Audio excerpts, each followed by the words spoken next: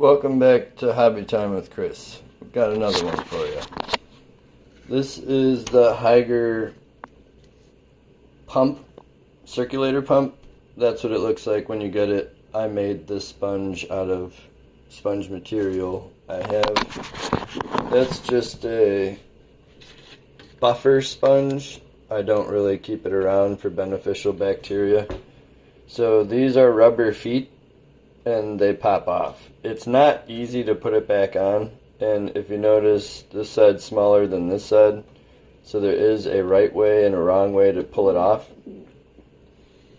But yeah, this is how I do it.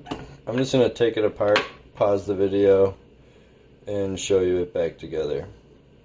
I've only done this once. Alright, so that's how you do it. You give it like a quarter turn, and then it just comes off. Actually, more like an eighth turn. I'm sorry. That's the housing. This is the propeller, if you will. That's the inside. It's plastic. That's totally fine because plastic wiggle jiggles and doesn't snap that easy. It's my tank cleaning toothbrush. This is the motor. And that's what happens. And you'll hear it a little louder than usual. There might be some dead snails inside here. Inside here, it's hollow all the way through. Anyway, clean it with a Q-tip. Scrub it with a brush. See, it's even got plant leaf inside. And then I will show you how to put it back together. Alright, so if you're cleaning with a Q-tip inside something skinny, use the Q-tip, get it wet, and then it pops off really easy. And then just, shove it in and out a bunch of times like most of us aren't good at. And then take your good end, sweep this side. Make sure you just hit all the tough spots. I already scrubbed it with the toothbrush, which fell on the wrong side of the sink. Sorry. But, yeah, I think I'm done here.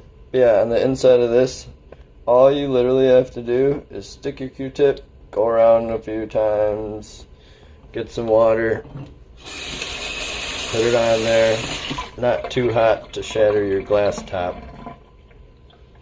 And then, hopefully you guys can see, we're spotless now.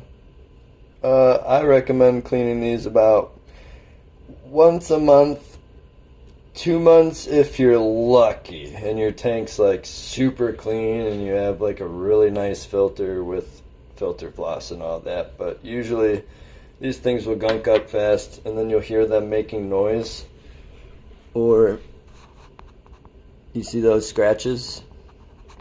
When too much buildup gets inside there, this little thing will, wiggle a little bit and touch the sides, and in turn you'll hear a whining noise outside the fish tank.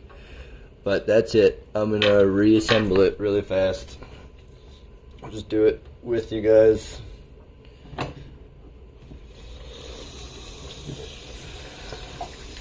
I recommend using like as hot of water as you possibly can tolerate. But I just don't want to shatter my lid. Excuse the noise. Don't hold the plastic in there for too long because it'll get too hot and possibly expand. That's it. Oh yeah, another thing for you guys. Take this off and just hit it with your brush. That's how easy it is to clean fish tank stuff with a toothbrush. You might not believe me until you try it. That's it. Just make sure you clean everything really good. Treat your fish like a kid. Oh, I think there's people home. I was just making sure we're still recording.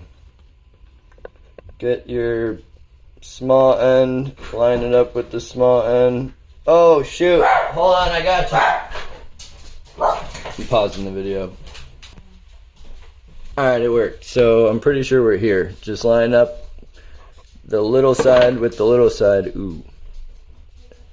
And then trust yourself and just lightly get one in at a time. They pop out really easy, but if you can see, they're not hard to get in. And in the box, they supply you with extras of these in case you lose them. But this just goes on, quick 1/8 turn, and you're back together.